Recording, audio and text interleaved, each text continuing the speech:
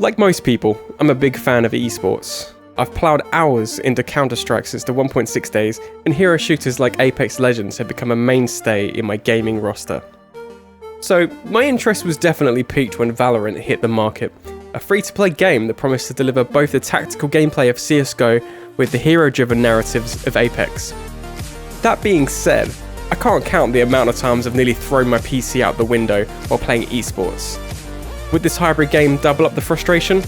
Could I afford to replace my setup if I destroyed it in a fit of competitive game-induced rage? This gave me an idea. With the minimal system requirements that the game demands, could I build a PC that could run Valorant on a budget so small that when it inevitably exits my flat via a first floor window, my pocket doesn't get hit too hard?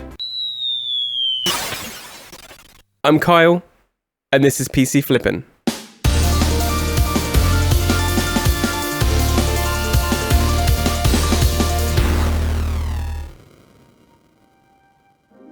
The bones of this project is a PC I picked up locally for just £15, and as you'd expect for that price, there were no frills attached. The setup featured a first-gen i3 530, 4GB of DDR3 RAM, and a 500GB hard drive. First things first, I chucked out the weak i3 and replaced it with an i5 760 that I picked up from CEX for £10, and threw in a £6 CPU cooler from Amazon and an additional 4GB of DDR3 RAM at a cost of £7 for good measure. Now for this ultra budget system, we're going to need an ultra budget graphics card. I decided to give Valorant a spin with 3 different low power graphics cards just to see how optimised it really is. I'll be trying out a 1GB GT610, a 1GB GT620 and a 2GB GT430, all of which can be picked up for less than £12 online. But luckily, I had these lying around the house from past trade-ins and had no real use for them, until now. Altogether, this will bring my cost to somewhere around the £50 mark. Time to give everything a quick clean up, repaste the graphics cards and run some benchmarks.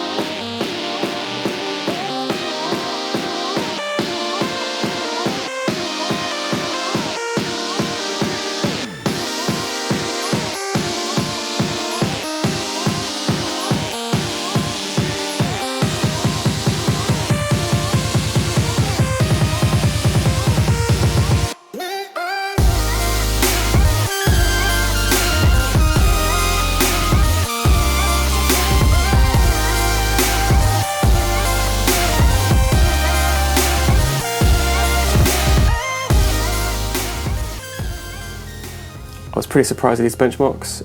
The i5 actually paired quite nicely with all 3 of these budget cards, especially at 720p, 60 frames a second on the 1% low, I think, which is, you know, for like an esports tile, these cards being so cheap, that's pretty decent. The only real issue I had was the GT610 started to thermal throttle, especially on a 720p test towards the end of the matches there. It was thermal throttling like a little bit, but it didn't really impact the gameplay at all. But I mean, for a 610, I mean, getting those FPS figures is pretty decent. Truly is a testament to kind of how well optimized Valorant actually is, especially compared to things like, you know, Fortnite, which can be quite taxing on older hardware.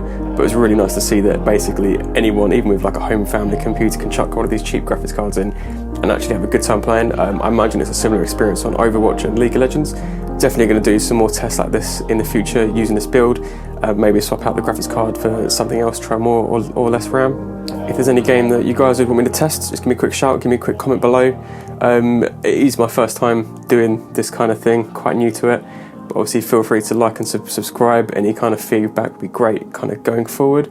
But yeah, thanks for watching. See you next time.